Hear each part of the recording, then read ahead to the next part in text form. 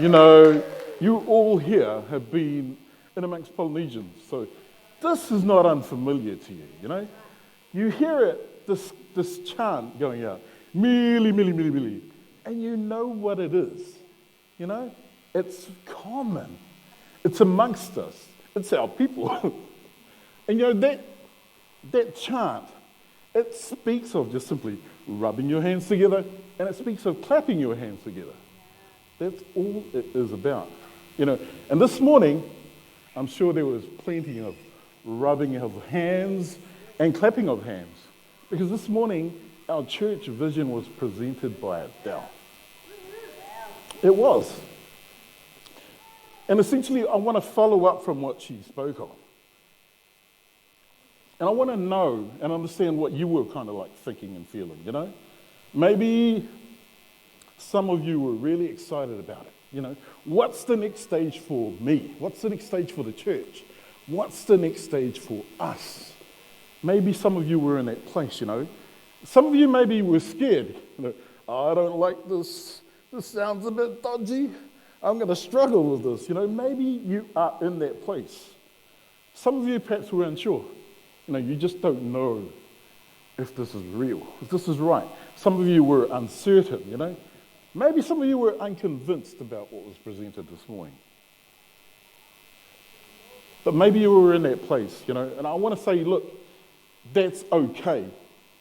You're okay to have those feelings because you're human, you know. It's okay to ask questions. And I remember when I was going through my teens and just starting with youth here, and Gary led the group. He drilled into us that it was okay to question things.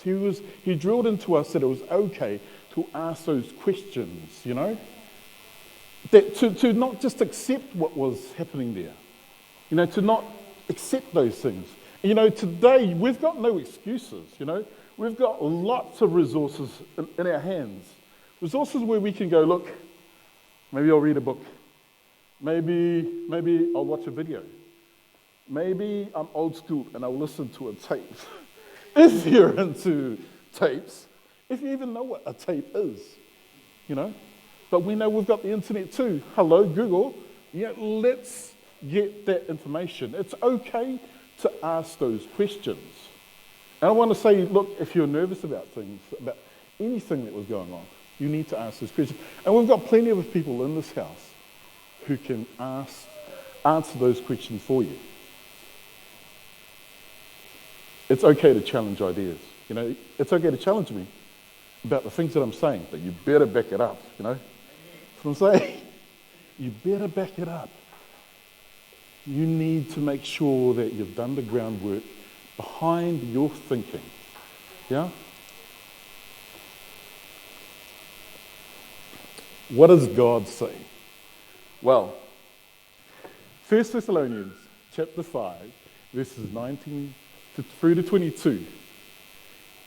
Do not quench the spirit.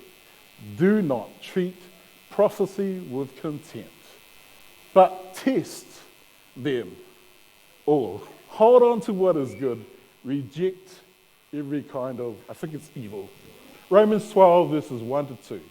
Therefore, I urge you, brothers and sisters, in view of God's mercy, to offer your bodies as a living sacrifice, holy and pleasing to God. This is your true and proper worship. Do not conform to the pattern of this world, but be transformed by the renewing of your mind. Then you will be able to test and approve what God's will is. His good, pleasing, and perfect will.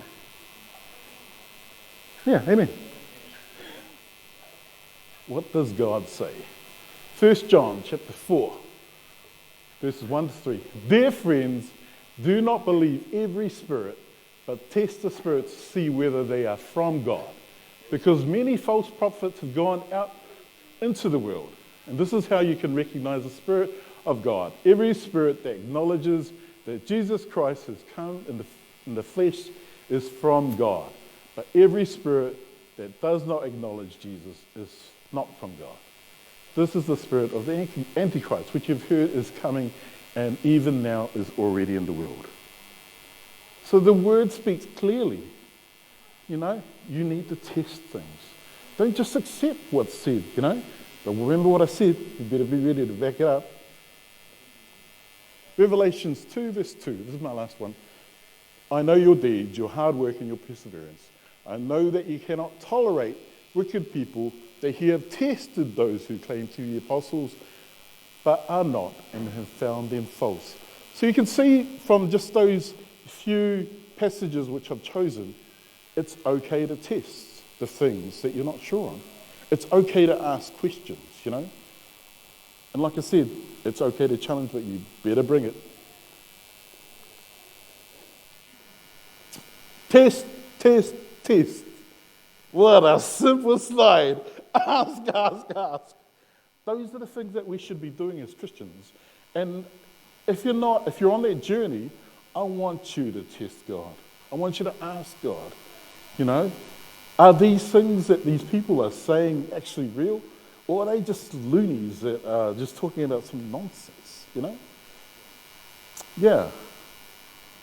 So you might be wondering what's there for me. Maybe for you, it's about asking, you know, this morning, what is it for me? Or even if you weren't there this morning, you're kind of wondering, you know, God, what is it for me? You know? What does it mean for me? And this vision this morning, maybe it made you think, what is my vision? What are the things that God is wanting of me to do? And does it have to match the church vision? You know, is there something that I need to be doing about that vision, you know? Is it right for me? And how do I know God's in it? You know, over the years, people have asked me that same thing. You know, Manu, how do I know that what I'm doing is right, you know? How do you know your vision?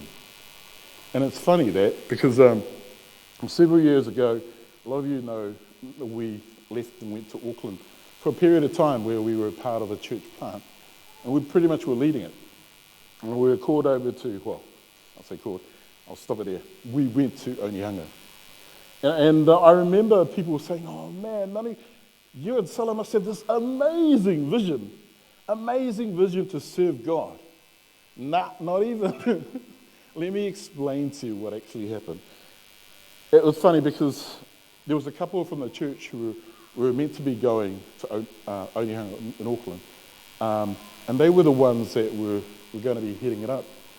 But for some reason, they didn't go at the particular time that they needed the people to go.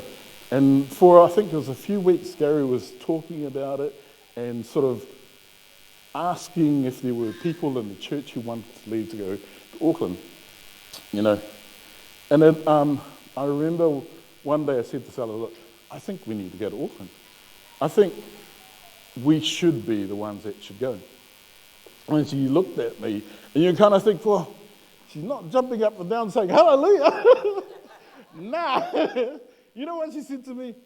She said to me, you go. Yeah, you go. And you thought Salah was the one that was the holy person. Not even. She told me, you go, I'm not. So anyway, we both went. After a while, it took a little while for God to work on her. But you know, people ask me these questions. What is your vision, Manu? I have no vision. I just feel that God is telling me to do this. And so I do it. I don't have a great detailed plan laid out before me, this blueprint that I'm going to go here and do this, and all these wonderful and miraculous and amazing things will happen. No. I just go because I feel or felt that that's what he wanted me to do. That's it. Simple as that. No big hallelujah moments, no angels sort of going, ah, nothing like that at all. It was just the gut feeling that I needed to do something. And so we went. But let me tell you, it was an amazing, amazing adventure. You know, when you step out You know that God's going to lead you in an amazing place, on an amazing journey. And that's what happened. So I just want to just explain some of our adventures to you, because that's what I see it as. It was an adventure. God took us on an adventure. And I want to explain this to you because some of you guys are hesitant about some of the things that maybe said this morning. But God's taking you on an amazing adventure. You know? You may be on your own amazing adventure with God. And it will be amazing. You'll look back and go, wow, all those things that we did. You know, so we headed up to Auckland, me and Salah, packed all our gear, sold all our stuff. I think we put stuff in storage. And anyway, we ended up in Onehunga. And we stayed with this amazing family. They were cool. This couple and their young kids. And we stayed in this place in Remuera, up in Auckland. It was really, really flash. You know, people talk about Howick or Aotea, but this was Remuera, Auckland, you know. And we were there. We spent a time with them, and it was really amazing. And our church was in this old cinema building. It was, it had been stripped bare, and so it was just, there was no seating at all. We had to bring our own seating if we had to have church. And we were in this big, huge building, and there was me, Salah, the couple and their 3 kids, and a handful of others, and that was church. And that was cool. You know, I got to lead worship, which is strange and daunting. And I'm not saying I'm going to lead worship, because it's still strange and daunting. And I remember one night, because we had, on a Friday night, we ran youth night, right? And I remember, because we were on the main street, and we had all these young people turn up. We had over 100 young people at this one event, 100. It was chaotic. Seriously. There were bins being thrown down the main street, people setting fire to different things. It was so amazing. You know, it was just alive, you know. It was dangerous, but it was alive. And you want that. Yeah, I know you want that. I know you want to live dangerously, but you want to live as well. And God takes us to those places where it can be amazing and it can be dangerous at times, but He's with you. I remember those experiences, you know. It wasn't just the fun things, though, you know. We had a lot of pain up there. Some stuff we do not share with people because it can be kind of painful. We suffered some loss and some hurt. That's for another day.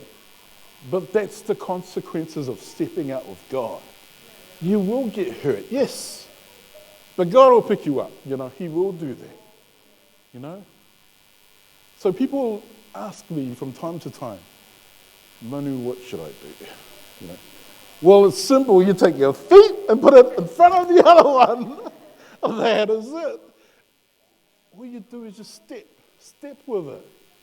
God's got you. If God is in it, He will lead you. And He will never make you fall, you know. Even if you've made a mistake, He's still got you because He knows that you've honestly, it's an honest mistake, you know. Anyway, where was I? Is it right for me? Take a step. Check those words out. Vision, strategy, plan, action. All those are good words, which I didn't write, but they were good words anyway. Take a step. That's all you need to do. But God has got you. He's leading us. He is leading us. There is a plan. And sometimes we're not sure about those plans. Sometimes we don't know if it fits for us, you know. It may be that you need to take a sideways step, you know. You may just need to take a side step, but you're still going straight, you know. Maybe the things that you're doing are not necessarily the things that you should be doing. He's not asking you to do more, and that definitely is not what it's about. I think the majority of you here are convinced. That's how I look at it, you know. You're already involved in some sort of ministry, most of you.